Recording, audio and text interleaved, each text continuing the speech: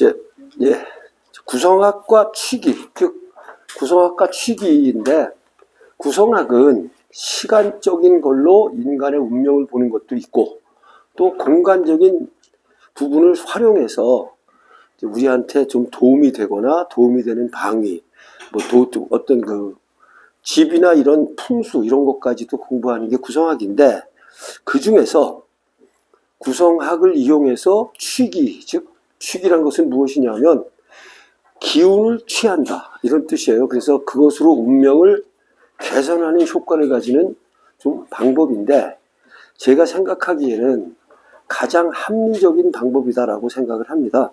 그래서 요거는 처음에 어떤 거냐면 이제 구성학의 공간적인 요소와 풍수 지리적인 효과를 같이 가져오기 위해서 처음으로 자신에게 좋은 시간대와 좋은 방위를 선정하는 겁니다. 그런 다음에 백리, 즉 이제 편의상 마라톤 그 거리인 42.195km 이상의 거리를 가서 최소 4시간 이상 거기에 머물러서 거기에 있는 길을 취하고 오는 거예요. 거기에 더불어서 이제 그 땅에 있는 좋은 기운을 부수적으로 더 받기 위해서 그쪽에 있는 물, 흙, 나무, 어떤 금이니까 무슨 암석이나 쇠붙이 같은 걸 가져오고, 또 갈 때 나를 대리하는 물건을 가져가요. 나무라든가 또 금속 뭐 이런 걸 갖다가 묻는, 그래서 그걸 가져가서 묻고 또 거기서 좋은 거를 갖고 오는 방법으로 이제 나의 운명을 개선한다 이런 쪽으로 보는 거예요. 그래서 한번 이제 예시를 한다면, 이제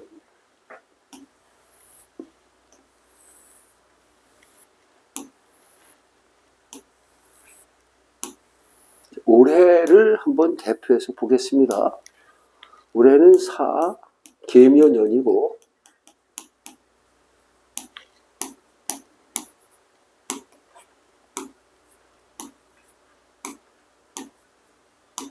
되어 있는데 안검살, 팥살 이렇게 붙죠. 그러면 이제 이것이 방위입니다. 방위. 이를테면 이쪽이 동이고 이쪽이 서고 남이고 북인데, 이론은 이렇습니다. 내가 만약 북쪽으로 간다면 구의 기운을 받으러 가는 거죠.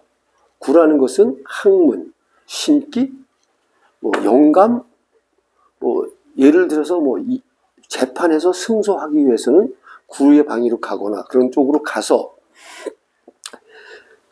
그곳에 모여있는 정기를, 기운을 다 받고, 그래서 본인이 직접 가야 됩니다. 다 받고, 또 내가 가져간 나를 대리하는 물건을 갖다가 거기다 묻고, 또 거기서 물과 흙과 나무 종류, 그 다음에 금속 종류, 즉 자갈 같은 걸 가져와서 그것을 내 곁에 둠으로써 기운을 받는 거죠.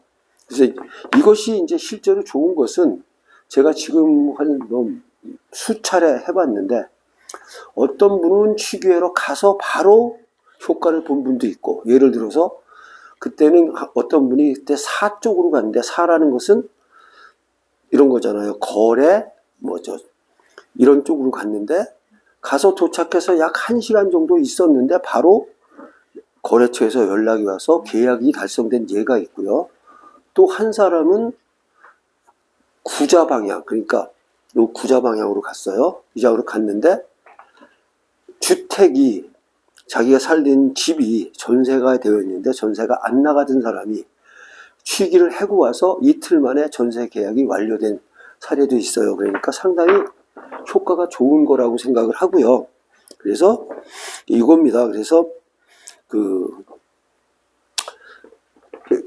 어느 방향, 그러니까 나한테 좋은 방향을 선택을 해서 거기 가서 그 좋은 기운을 가득 담고 오고, 또 내가 미리 준비해 간, 그러니까 나무라는 거는, 이 나무에는 자신을 쓰는 거죠. 자신을 쓴다.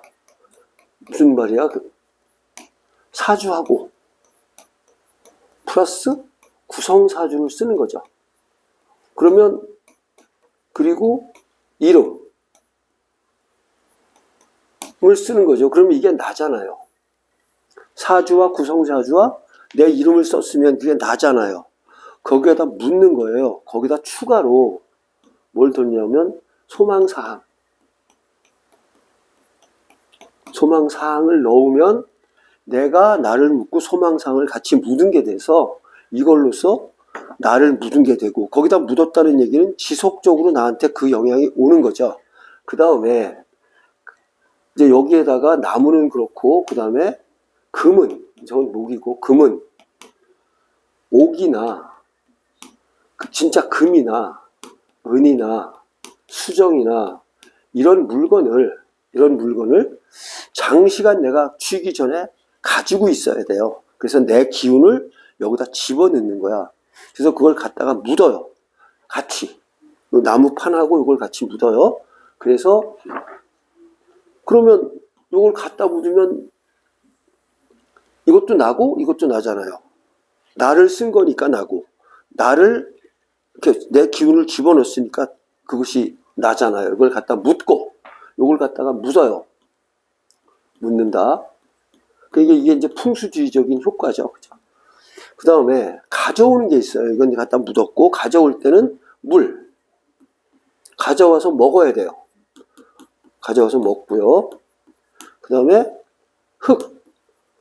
흙을 또 가져와요. 가져와서 집안에 좀 놓는 거죠. 그럼 그 흙에서 나오는 거. 그 다음에 나무나 화분.